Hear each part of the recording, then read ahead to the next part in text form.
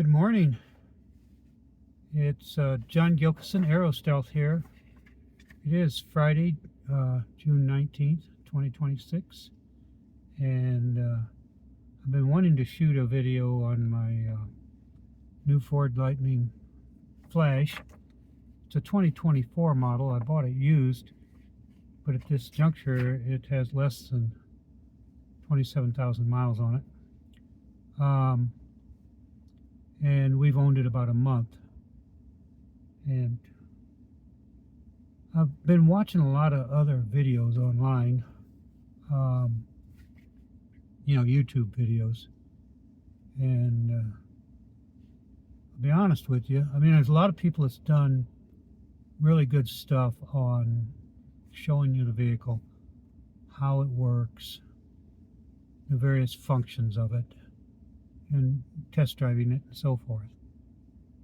But I don't like the demeanor of some of the presenters, simply because I think they just live in a different universe than some of us do.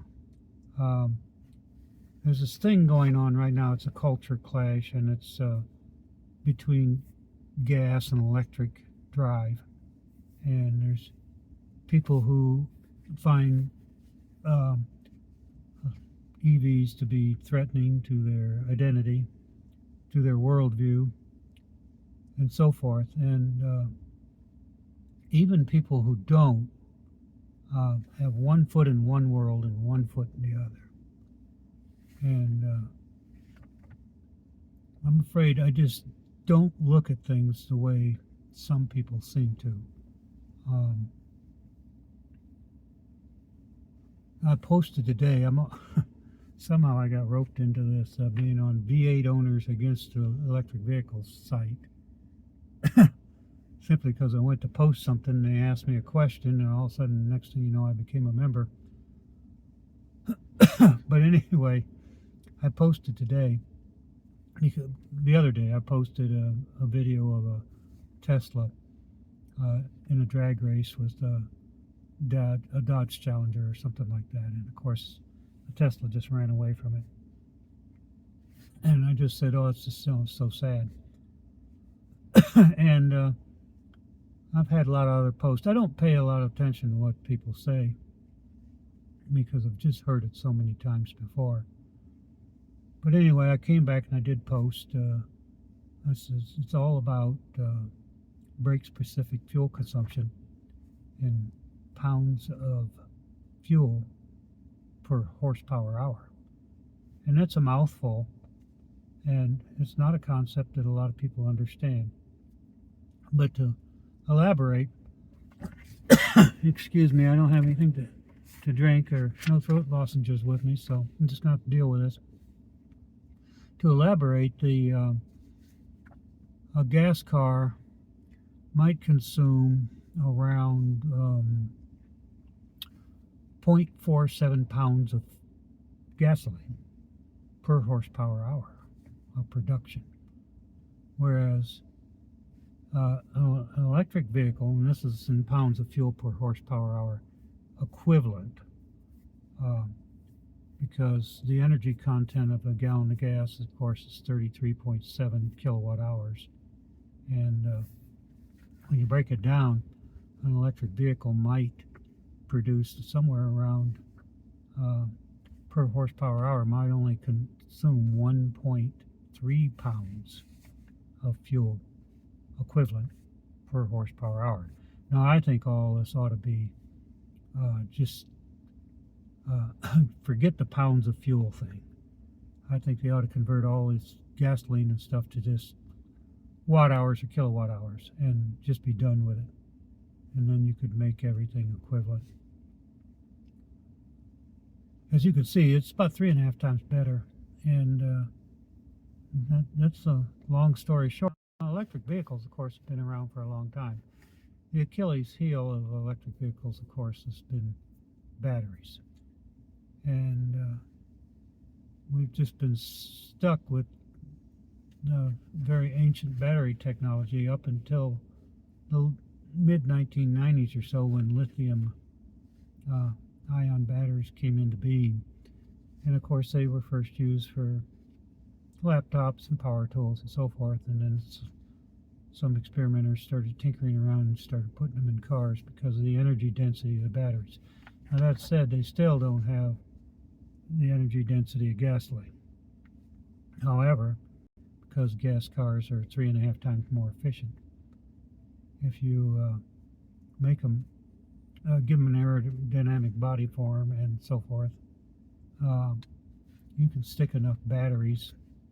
If you convert it all to AC and run an AC motor instead of DC power, and you can stick enough batteries in them to nowadays get 300 miles of range or more, and they weigh just a tad more than the gas car equivalent. We're getting to the point where they're cost equivalent also to buy. So it's a developing technology. Gas cars have been around since the early 1900s, and they've had all this time to develop the gas engine, and it's reached its technological end. And you can tell that because any technology reaches its technological end when it begins compounding. First you have turbochargers, and then all these other controls, 10-speed, go from 3-speed transmission to 10-speed transmissions and so on and so forth. And so we've made gas cars more efficient, but they're just limits. They've run out of limits. They can only squeeze just a little tiny bit more out of it, and they'll never be equivalent to electric vehicles in form and functionality. And electric vehicles are just a wave of the future. That's just the way I look at it. And so I think all these arguments about it is nonsense. And so what I see is people talking like they're reviewing the Ford Lightning Flash, which I'm in right now. I'm in my Ford truck. And they'll complain about the little things. Well, I've compared the gas mile. I owned a F-150 gas truck, a 2014. I owned it for 12 years, and I put 115,000 miles on it. And that truck was a great truck, don't get me wrong, but it cost me over $22,000 to buy fuel for it all the time I owned it. And this truck I'm driving right now for the same distance would only cost me around $3,000-4,000 maybe. So it's just an incredible difference. And I call it complaining if you're being hung with a new rope. Yes, I'm not going to be able to tow. I could tow with the other truck because it had a 36-gallon gas tank. It had the amount of energy in that gas tank equivalent to a small, about 1/10 of a tactical nuclear weapon. I could tow up to 270 miles, getting 9.5 miles per gallon. I'm not going to do that in this truck. I've only got 320 miles of range, and if you cut that in half, that's 160 miles. And then you can't go down to zero, so let's say 10%, so you've lost another 10% of the 320 miles. So then you are at, let's say 280, 140, and of course conditions are going to vary, so reliably you might be able to get 120 miles, somewhere from there to 90 to 120, because once you're on the road you can only charge back to 80% realistically. So then you got at 80% you got 240 miles, so you can only go down to 10%.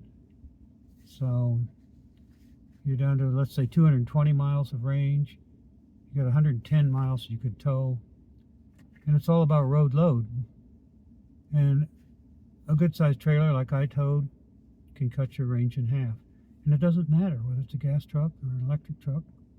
It'll cut the range in half of this vehicle, or it'll cut the range in half of a gas vehicle.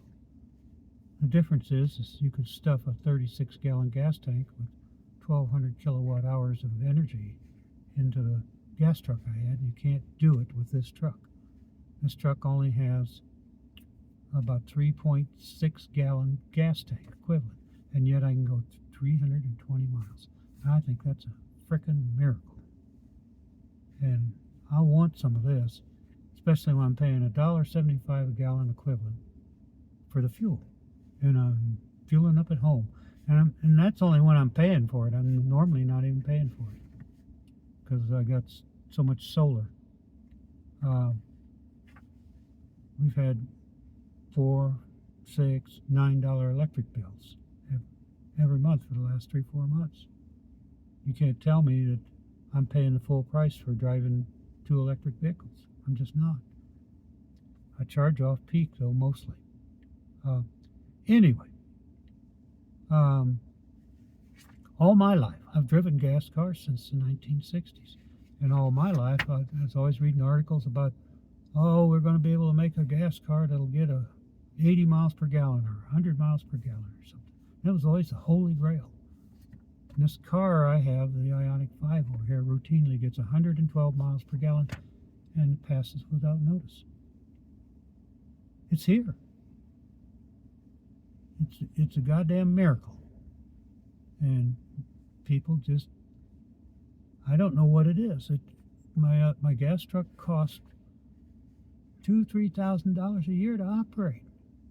This thing's going to cost me $400 a year.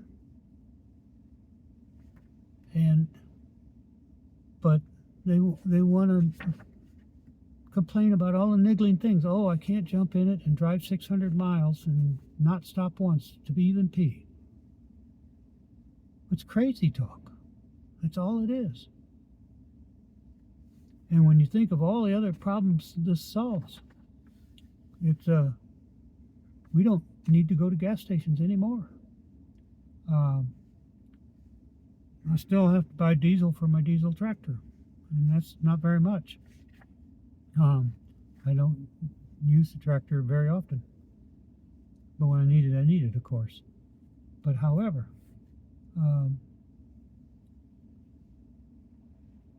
it's just beyond belief to me that we're at the state of affairs we are in America today. I drive down the road and I see gas trucks going by me all the time or coming at me, and I'm just shaking my head. I just feel sorry for these people.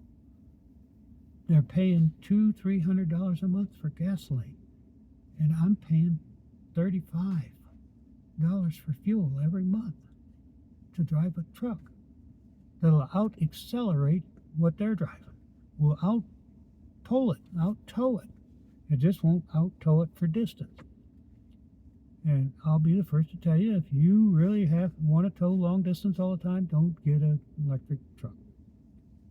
But I don't understand what happened to Ford, why they stopped making this vehicle. It's going to be a mistake they regret. I think in the future, this is going to be a real collector's item. I really do.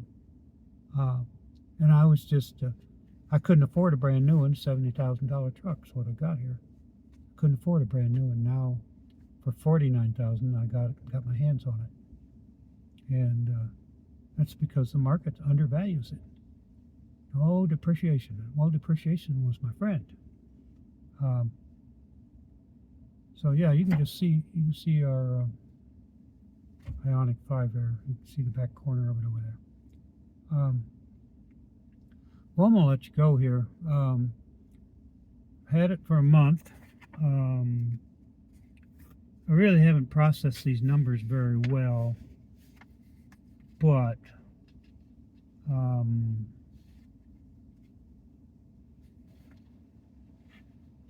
for the equivalent month of driving my gas truck last year, from May 18th to June 11th, I went 1,769 miles, used 92.3 gallons, which is the equivalent of 3,023 kilowatt hours. I averaged 19.17 miles per gallon, and that was because I took a trip up to Farmington and back, and of course the gas truck does better on the highway than it does in the city. It's just the opposite for this vehicle. I'm getting almost 80 miles per gallon in the city, and I'm still getting 70 miles per gallon out there on the highway, as low as maybe 65 if I continue to drive like 70 miles an hour for hour after hour. It cost me $151. Okay, that was my gas truck last year for the month of May and into June. So this truck, I kind of got an equivalent.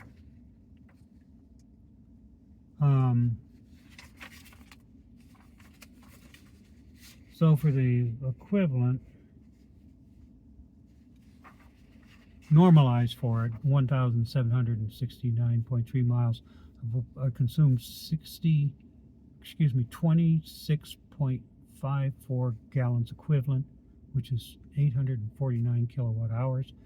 I averaged 66.6 miles per gallon, and it cost me $46.45. Now, some of this was on the highway DC fast charging coming back. We bought the truck in Phoenix, so I just don't have an exact match on the driving cycle of these vehicles. But if I just normalize both of them for 1,000 miles, which makes them equivalent,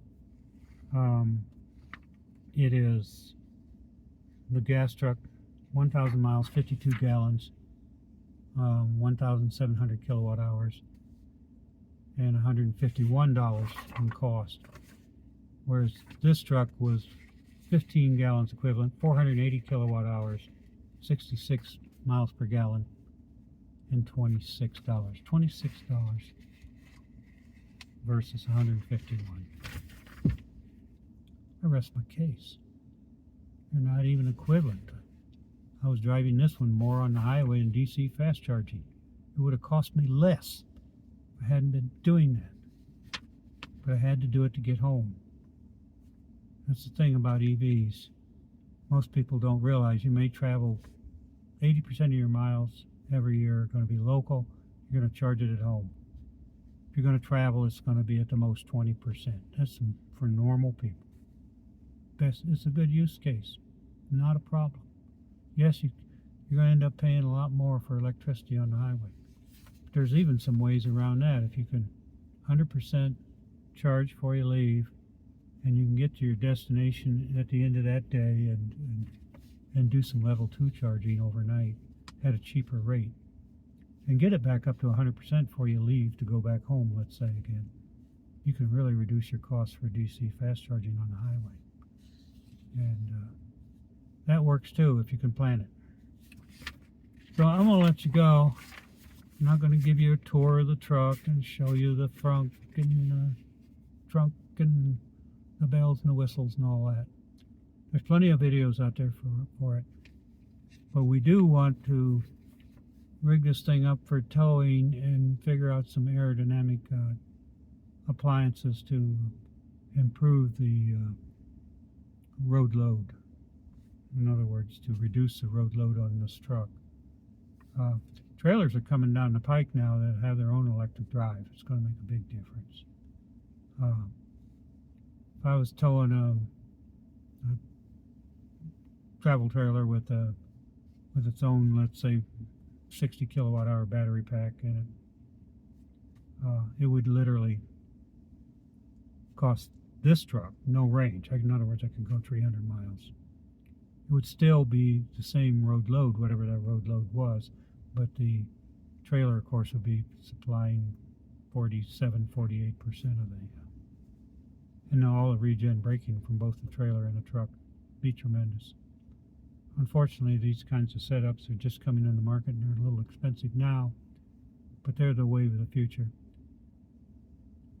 One of the reasons I got into buying this truck over the gas truck I owned all those years was I realized that the Tesla semi truck, which is now hitting the market, could get 21, 22 miles per gallon on the highway, and my pickup truck was doing worse. In other words, an 80,000 pound plus semi-truck was getting better fuel mileage than my pickup truck empty. Okay? Well, that's not the case anymore. Now I can at least do 66 miles per gallon on the highway. But I'm averaging over, but 74 has been my average since I got back with my local driving. 74 miles per gallon in a full-size pickup truck. So there you have it. And then people complain about the weight of the vehicle too. This is an all aluminum body. This truck is 700 pounds lighter than it would be if it were all steel body like a Silverado. So I'm gonna let you go right there. These are my thoughts on owning a Ford Lightning Flash for a month, and we're loving it. So I'm gonna let you go. See you on down the road, everybody. Take care.